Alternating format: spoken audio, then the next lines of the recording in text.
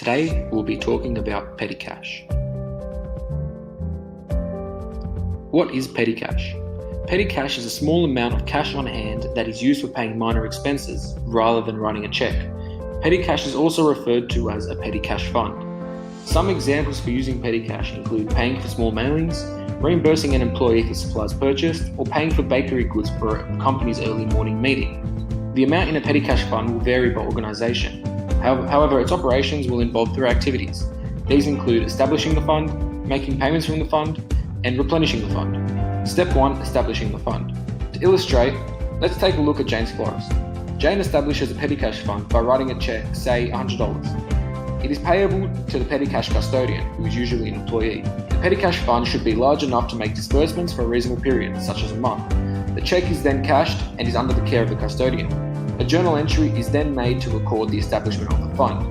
As petty cash is recognised as an asset, the asset side of the equation remains unchanged, as shown here. Step 2. Making payments from the fund. There are two ways for making payments. Cash can be taken directly from the fund, or employees can be reimbursed from the fund for payments they have personally made. However, the custodian should collect all receipts to observe how much cash is being used. One of the conveniences of a petty cash fund is that payments from the fund require no journal entries at the time of payment. Therefore, using a petty cash fund avoids the need for making many entries for small amounts. Only when the fund is reimbursed or when the end of the accounting period arrives does the firm make an entry in the journal. Step 3. Replenishing the fund. When the cash in the fund is low, it must be replenished.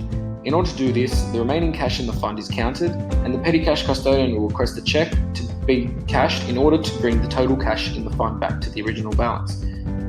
The receipts in the funds are used for recording expenses. To illustrate, let's have another look at Jane's florist. On August 31st, Jane observes her petty cash fund and prepares a petty cash fund replenishment report. We can see that Jane only has $20 left in the fund, as she has spent $20 on postage, $50 on supplies, and $10 on miscellaneous goods. Therefore, Jane needs $80 to replenish the fund. The following journal entry is then created. However, sometimes the amount of cash needed to replenish the fund is not always equal to the amount of receipts. This may be due to the custodian not collecting all the receipts or giving correct change.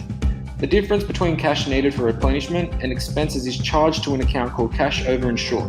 This is a temporary account that can have either a debit or credit balance, where a debit balance increases expenses while a credit balance decreases expenses. Say instead of Jane having $20 left in the fund, she has $10. The $10 difference will be charged to the cash over and short account, which will be debited.